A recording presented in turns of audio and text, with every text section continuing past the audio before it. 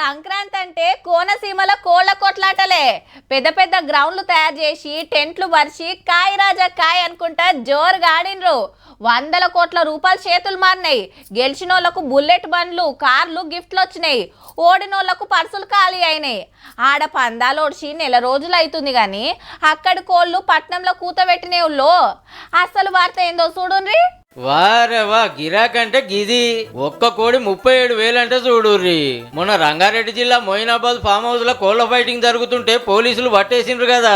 ఉప్పర్పల్లి కోర్టుకు తీసుకొస్తే 80 కోళ్లకు అర్రాసు పెట్టుమన్నాడట జడ్జి సారు. 10 కోళ్ళు ఒక్క బ్యాచ్ లెక్క పెడితే మాకని 73 మంది ఎగబడ్డారట. అందులో 16 మంది లాయర్లు సుతున్నారట. ఫస్ట్ లాట్ లో 3,75,000 పోయింది. సెకండ్ లాట్ 250 పోయింది, 2,50,000.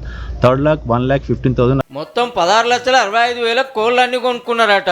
మొన్న ఇదే కోర్టులో పందెం కూడా అర్రాసు పెడితే ఒకరు 2,500,000 తీసుకున్నారు. ఈ కోళ్లు కొన్నోళ్ళు సాదుకుంటారో కోసుక తింటారో కానీ పట్నంలో పందెం కోళ్ళు రికార్డులు కొడుతున్నాయి పో.